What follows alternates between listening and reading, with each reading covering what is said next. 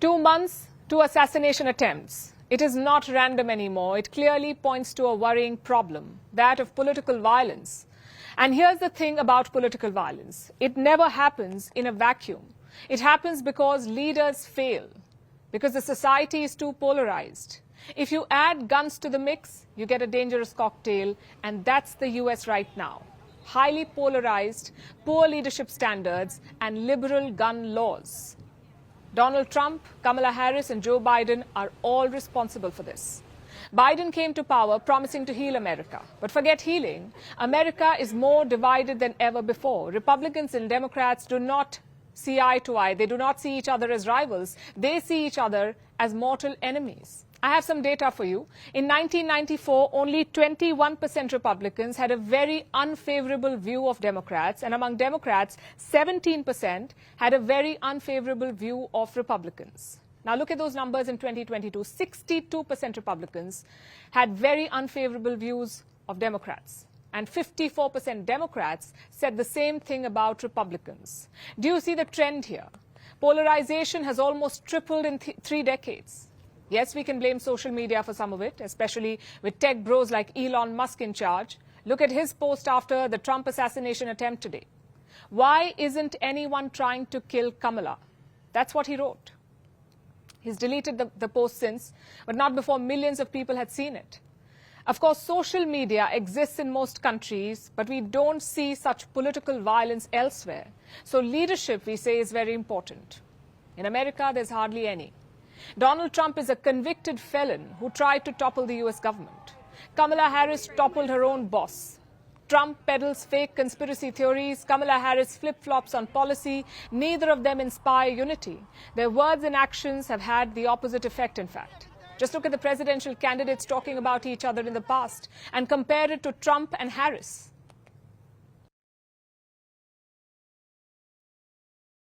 We never doubted the other man's sincerity or the other man's patriotism. I have to tell you, he is a decent person and a person that you do not have to be scared as President of the United States.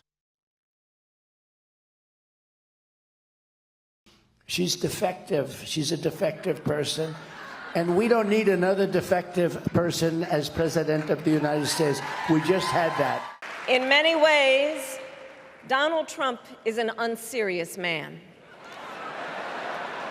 But the consequences of putting Donald Trump back in the White House are extremely serious.